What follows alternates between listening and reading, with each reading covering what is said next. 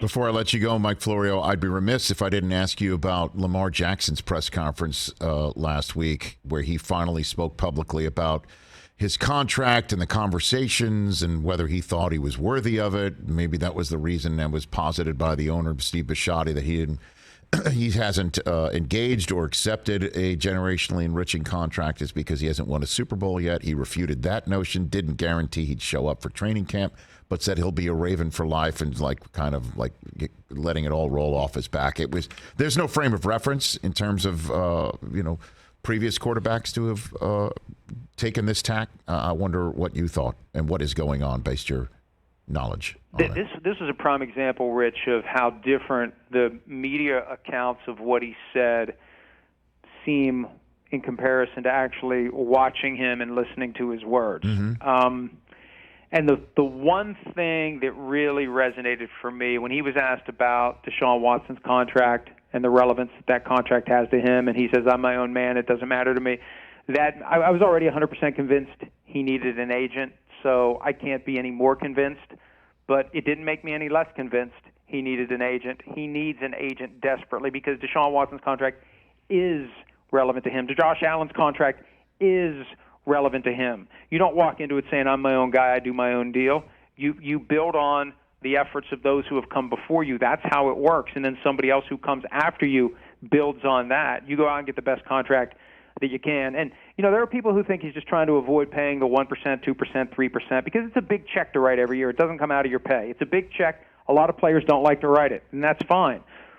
But, look, you make more net than the 100% that you get to keep if you do it without assistance. And something I publicly suggested last week, the Ravens should just say to him, if this is about paying the fee, go hire an agent and, 1%, 2%, 3%, whatever the fee is, we'll just gross up this deal and we'll pay the fee for you if the issue is the fee.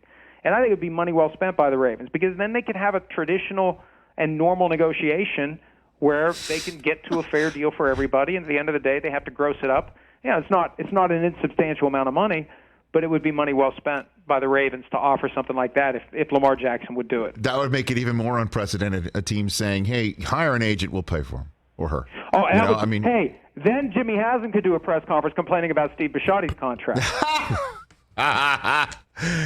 Tell me how that tastes, because I like I said, there is no frame of reference. That's why I said when I'm my own man, it's like you sure are. I've never seen anything like it. Is it possible? Because everybody keeps reading into what he's saying as well. He's going to hold out, or he wants to eventually be the Dolphins quarterback. He's trying to work his way. He's got like some LeBron type plan he's hatching right now.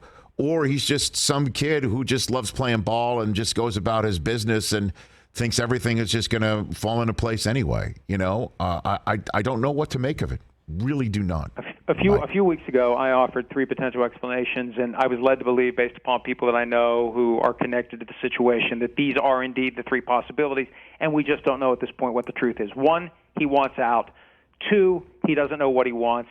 3, he expects the Ravens to show up with a no negotiation. Here's the offer. We're not going to haggle. We're not going to talk. We're going to make you the highest paid player in the NFL, and you don't have to do anything other than recognize, yes, this is the best contract that's ever been given to anyone. Where do I sign? That it's one of those 3, and time will tell what it really is. But, hey, Rich, it's funny. We see guys say things. We take them at their word, and whether it's coaches, players, whoever, it happens all the time. They say it, we take them at their word, and then they do something diametrically opposed later, and we never really learn the lesson, that maybe we should sometimes be skeptical about what guys are saying when the microphones are capturing their words, because maybe what they really want to do is something different altogether. I mean, it's possible for everybody. We don't always bare our souls when we're in a setting like that, so it is possible he's trying to finagle something to Miami, or he just definitely doesn't know what he wants to do. That's very possible.